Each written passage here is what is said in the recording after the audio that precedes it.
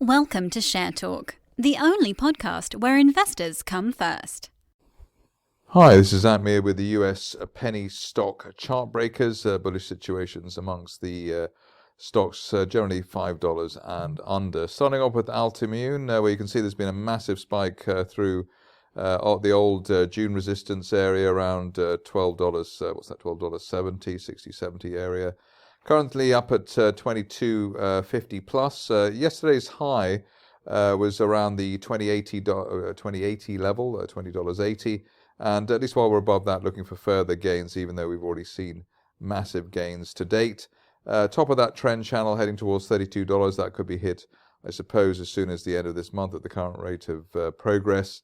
But the stop loss on technical basis, at least at this stage, back below yesterday's intraday high. So sub 2080 at this point. Obviously, we'll update that if we can get a better handle on where the support might come in.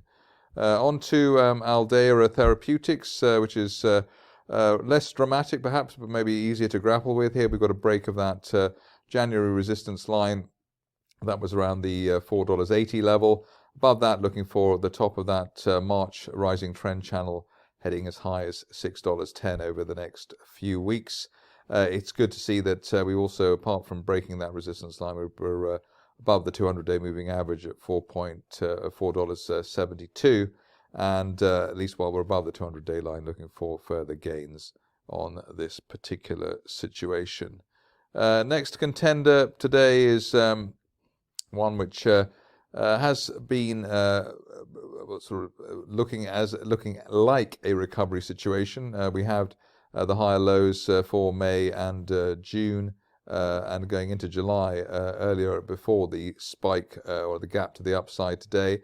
The view here is that former neckline resistance around the $1.85 level should hopefully come in as new support.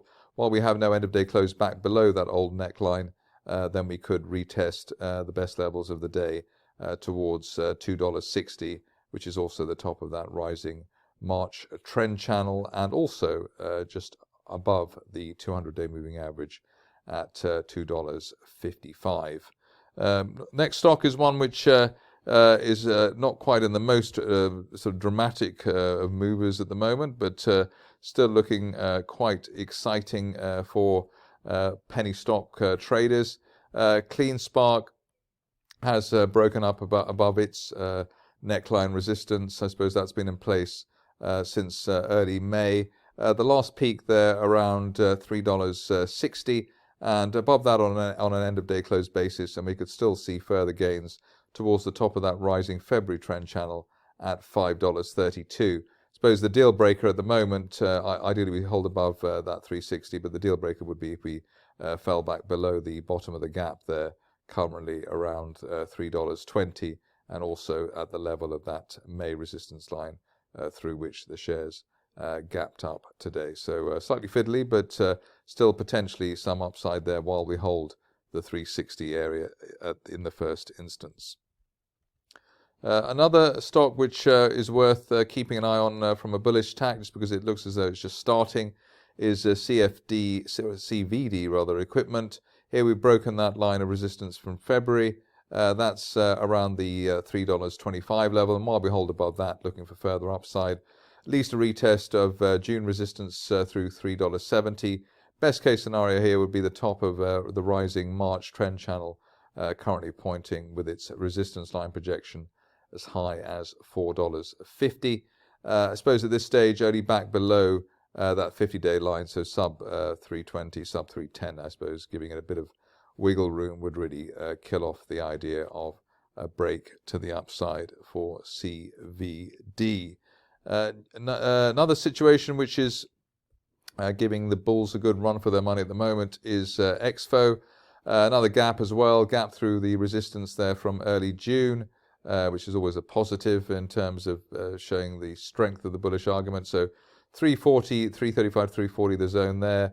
While we're above that on an end of day close basis, looking for a top of February price channel target as high as 450, perhaps as soon as the end of this month. End of day close above the 200-day moving average would add a bit of extra spice to the overall bullish picture for this situation. Next contender is one that is looking encouraging, let's say, just because we've broken that line of resistance from January.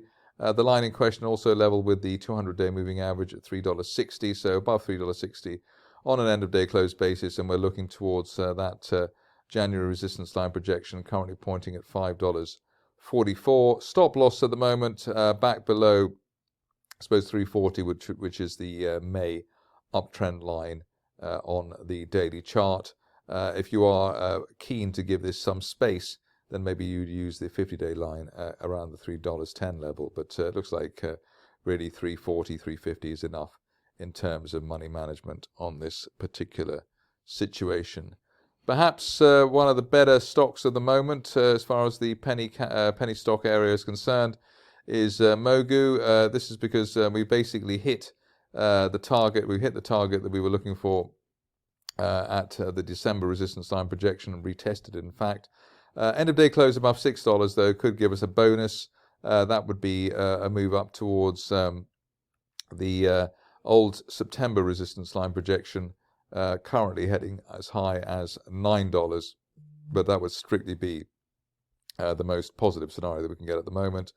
In either case, we have to hold at least 470 to 480 as a stop loss area in order for further upside to be seen, whether either at $6 plus or up to $9.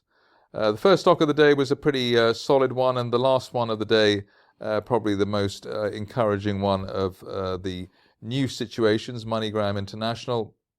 Here you can see that shares just breaking through that line of resistance from June. End of day close through the $3.10 level would be the confirmation of a potential move to the upside, hitting the top of that February trend channel at $5, hopefully by the end of the month or into the middle of August. Stop loss here back at the 50-day moving average, currently at $2.72. That's it for me today. More updates tomorrow. Thank you for listening. Remember to visit our website for more news and other podcasts at www.share-talk.com.